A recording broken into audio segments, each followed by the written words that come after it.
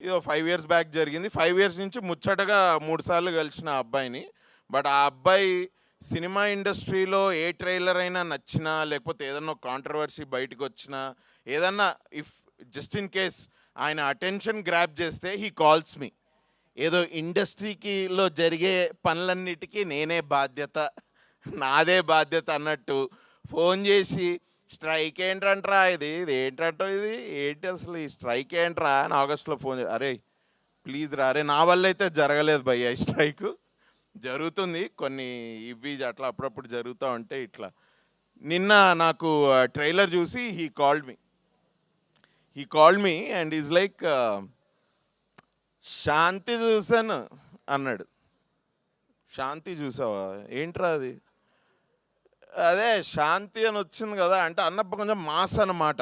అంటే జనరల్గా చాలా తొందరగా అర్థం కాడు. నాకు కూడా ఇప్పటికి అర్థం కాలేదు. నేను కరెక్ట్గా 5 ఏళ్ళలో 3 సార్లు కలిసిన ఆ అబ్బాయిని.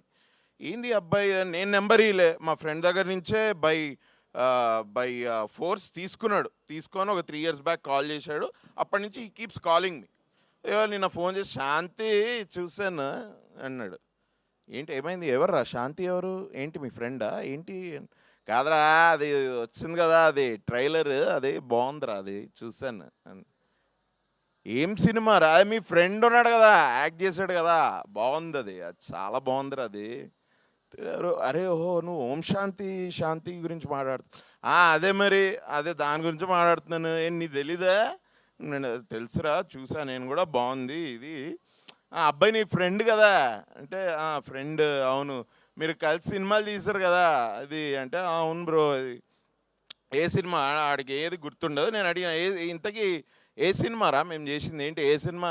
అదే ఆ సినిమా చేశారు కదా మీరు ఏది అది నగరం పోయింది అని ఏదో అరే నగరం పోయింది కాదురా ఈ నగరానికి ఏమైంది అది సినిమా. అవునరా రే ఫేవరెట్ రా నాకు ఫేవరెట్ సినిమా. అరే ఫేవరెట్ సినిమా టైటిలే గుర్తురారా నీకు ఇంకా ఏందిరా నువ్వు ఇది అని.